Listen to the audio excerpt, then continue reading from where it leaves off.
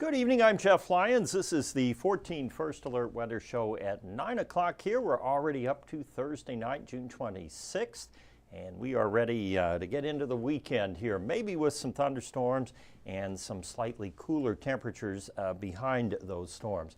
Out there now, we have some folks braving the humidity mainly. It's pretty warm, still kind of close out there this evening along the riverfront. Our same concerns still hold here for our first alert weather days, which continue all the way through tomorrow evening. And to be honest with you, it's still going to be hot and humid over the weekend, but I think by that point we will have some breaks in the heat starting to show up in the form of some clouds and scattered showers and storms. Doesn't mean it's not going to be hot at points, but it won't be this persistent heat and humidity like we've had. So it'll be interesting to see if the Weather Service continues this into Saturday or Sunday, or if they go ahead and let that go.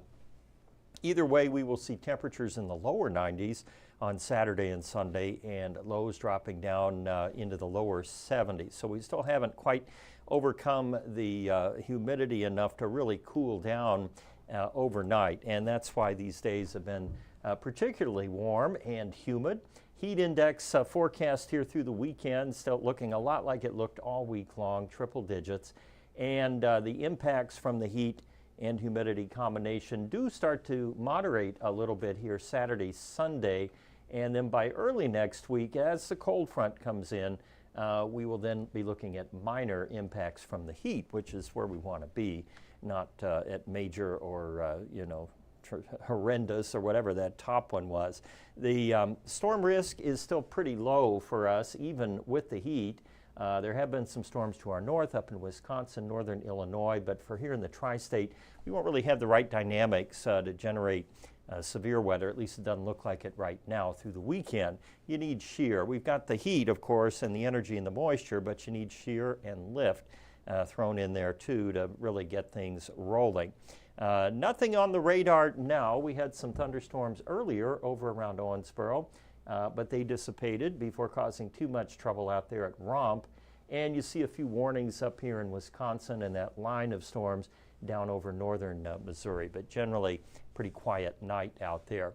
This is what's interesting now. Tomorrow, our hour by hour forecast, this is the graph model, kind of showing these outflow boundaries and winds coming through. You can see that kind of thin band of clouds. And so what may happen is these thunderstorms to the west there will kind of cool us from the sidelines, because if they collapse out there, they will put out an outflow of cooler air. Saturday looks like the better chance to actually have some thunderstorms in here, but even then, it's still a pretty limited coverage kind of thing.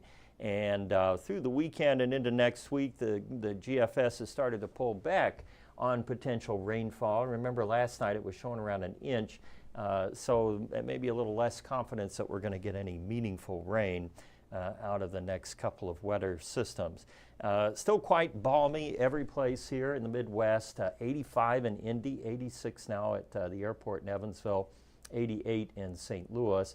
And closer to home here, you can pick your favorite town. We have those mid-80s out there, and feels like temps still in the low to mid-90s. So basically, I've been telling you the same thing every night this week, and we'll probably have to repeat it again tomorrow. We hit 95 today and got down to 75 overnight. So our string there, we're up to, 6 days in a row now of temperatures in the 90s. We will get our 7th easily tomorrow, and no rain there along the way. Our month still warmer and wetter than normal, and the year wetter and warmer than normal too. Tomorrow's temps should range right around 92 to 95 again, and we're all watching this cold front here. Of course, the problem with cold fronts this time of the year is that they modify, meaning as they move along, you think of an ice cube. If you push an ice cube onto a stove, it's not going to cool the stove as much as the stove's going to heat the ice cube. And the same thing kind of happens with a cold front. As it moves into this very warm, humid air, the coldness of the cold front kind of starts to lose its fizz, its punch. And consequently, these fronts wash out, and it might drop a degree or two, which is kind of what we're looking at for early next week. But, we got to have something here to track and to keep our hopes up that it will cool just a little bit. even though we are entering into the hottest part of the summer. Okay, here's the hour by hour again, and you see that band of showers Friday across central Indiana and Illinois, basically along Interstate 70 here. But watch again, they kind of fizzle. May send some cool air our way, but that's about it. Same for Saturday, Sunday.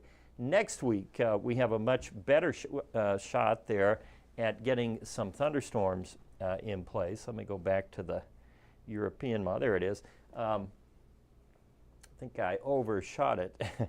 Yeah, let's go ahead one here. There we go, European model. So Sunday into Monday, we're showing thunderstorm potential, and Monday into Tuesday, winds shift around to the northwest, and that's really the secret sauce. Until we can get that wind shift, we're not going anywhere with the cooling.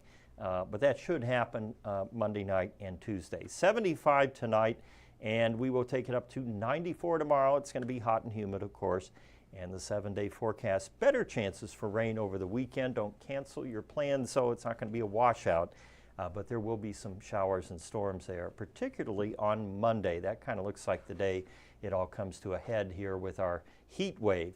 Longer range here through the 6th of July. We still have warmer than average temperatures expected and wetter than normal too. Our pet pick tonight comes to us from Linda Waxler. She sent us a picture last night too. This is Eddie. I think she has a number of cats at the house. Is that? No, that's actually on the cat. I thought that was on my TV screen there. Oh, anyway, we'll let Eddie get his moment of fame here. And while we're doing that, we will check your questions over here on the 14 News Facebook page.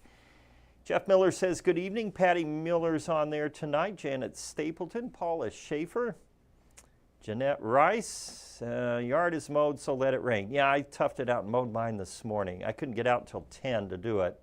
So it was stuffy.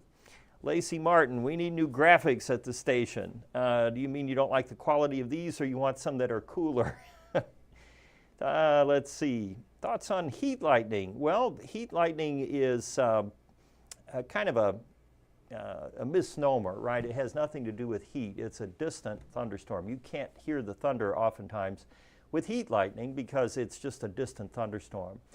Think about this a minute. You know, light can travel, well, indefinitely. I mean, you can see light, from the sun. That's 93 million miles. But a thunderstorm with lightning in it, even, 50, 70, 100 miles away, you can see the lightning if you're in a position or if it's being reflected up into the sky.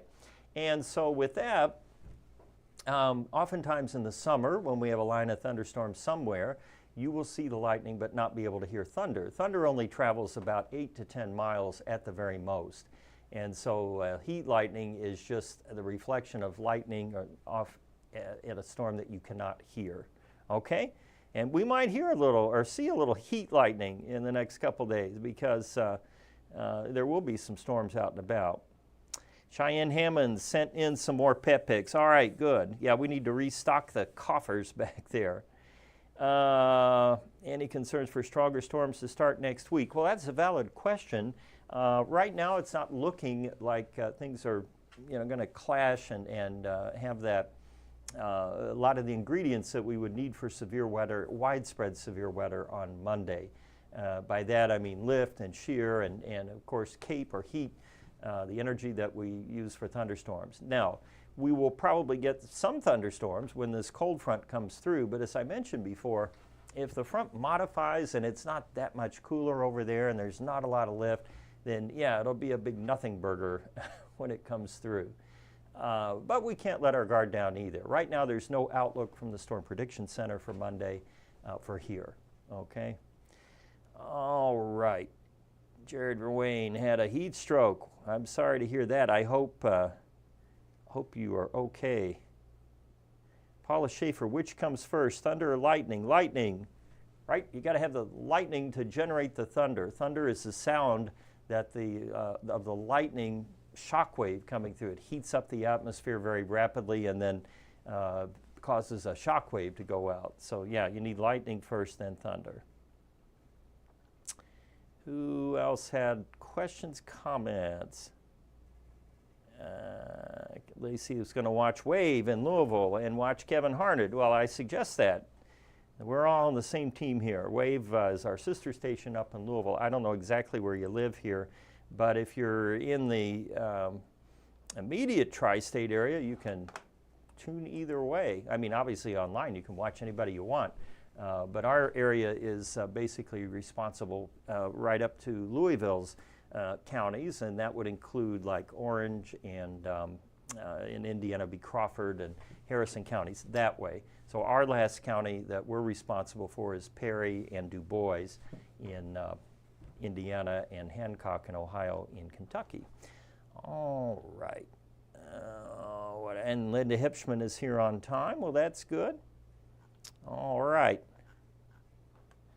Let's see what else we have going on here. All right. Okie doke. Let's give you a quick science corner here. And you know what? We, of course, had our first day of summer on the 21st, or 20th, Friday. And now the days will start to get shorter. Now the good news is it doesn't happen all at once. As we know, it takes time. And today, for example, the sun came up at 5:30 and it will set at 8:17, or it has set at 8:17. In June, we added 11 minutes of daylight leading up to the 20th. Then between the 20th and the end of the month, we will lose just a couple minutes, not a whole lot. But then in July, especially toward the end of July, we start losing time there again. The sunset will go back to about 8 o'clock. Sunrise will get closer to 6 a.m. And the month that we lose the most light will actually be down there in October. But July, August, September, we will start to accelerate the rate at which we lose daylight out there, because the sun will start getting lower in the sky. Something to think about there. But we're still right here at basically the peak of summer this week with as much daylight as we can get. So hope you can use it well and that we get some cooler temps in here for the weekend. In the meantime, stay cool, stay safe, and thanks for watching the 14 First Alert Weather Show at 9.